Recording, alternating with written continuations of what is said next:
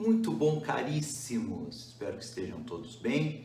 Vamos continuar com as nossas dicas para preparação para o concurso de juiz federal. Legal? Olha, eu queria falar hoje de direito constitucional, que é um tema extremamente amplo, né? Uma matéria extremamente ampla, importantíssima em qualquer concurso e mais ainda no concurso que a gente está focando mais, que é o concurso da magistratura federal. Olha, queria começar, como sempre, com a bibliografia.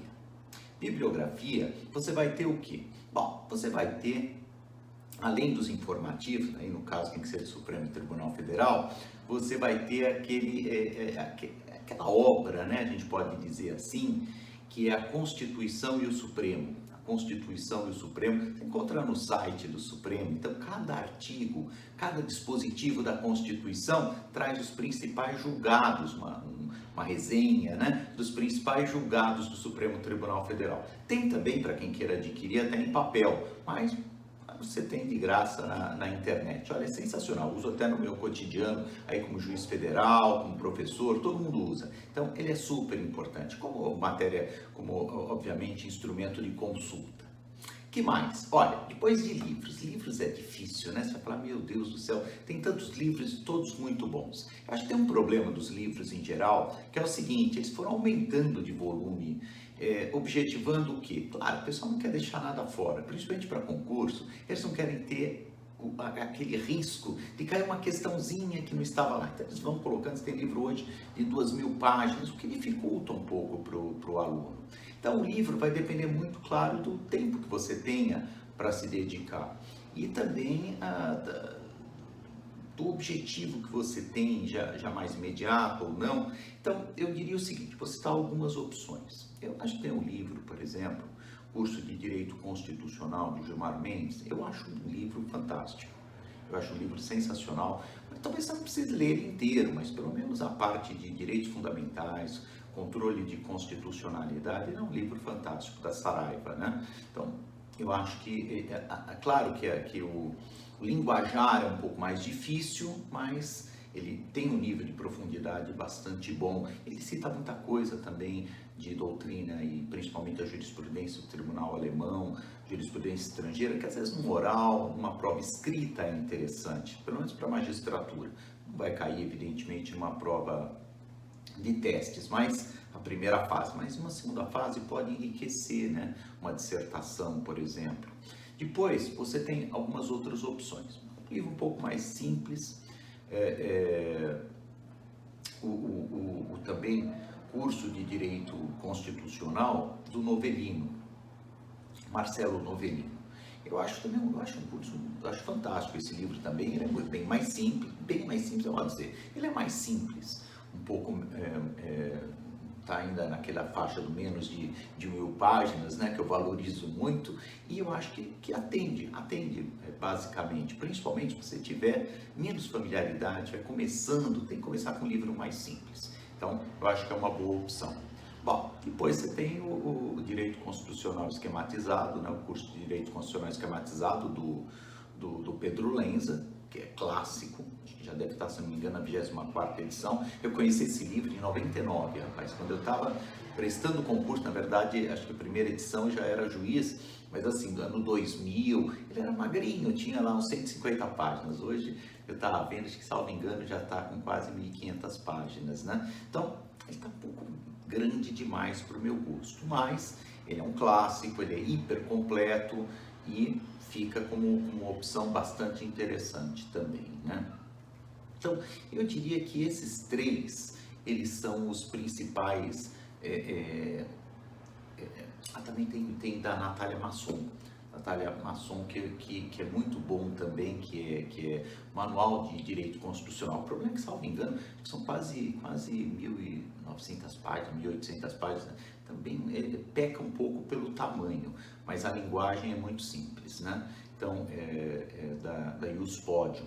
Na verdade, você tem o do Gilmar Mendes e do Pedro Lenza, que são da Saraiva, e o do Novellino e da Masson, que é da Ius Podium. Os quatro eu diria que são muito bons. Tem outros, claro que tem, mas esses seriam as minhas dicas, né? assim, para você aprofundar em direito constitucional. E acho que o mais importante, o mais interessante que eu posso te passar, isso que você não encontra na internet, né? Que eu acho que o mais legal é aquilo que você fala que você não encontra na internet, são os temas. Os temas que realmente caem mais, os temas que hoje a gente está debatendo internamente, sabe? Eu acho que isso daí nos cafezinhos, isso eu acho que eu tenho mais chance de ser mais útil, vamos dizer assim.